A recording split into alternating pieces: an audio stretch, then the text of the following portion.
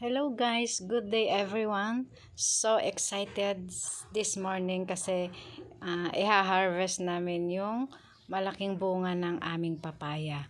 Kasi baka maunahan pa kami ng mga ibon. So tingnan nyo kung gaano kalaki guys. Ang bigat siya.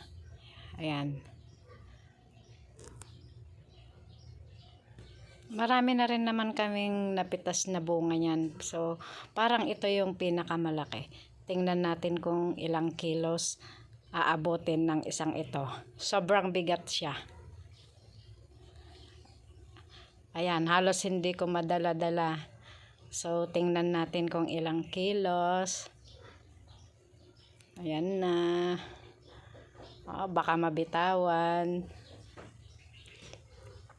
Titimbangin natin guys kung ilang kilos ang isang papayang iyan. Yan ay dadalahin ko sa birthday ng aking pamangkin. Kaya pinitas ko na baka mahinog sa puno. Ayan na. Oh my gosh. Umabot siya ng 9 kilos at kalahati. Ayan guys, 9 kilos at kalahati ang inabot ng isang bunga niya.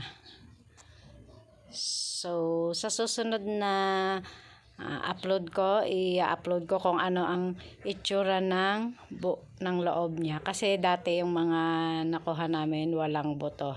Tingnan natin ngayon ang isang ito kung magkakaroon siya ng buto. So, thank you for watching guys. Sa mga hindi pa nakasubscribe sa aking channel. So, please subscribe para ma-notify kayo sa susunod na upload ko sa kaganapan dito sa Munting Farm ni ZJC.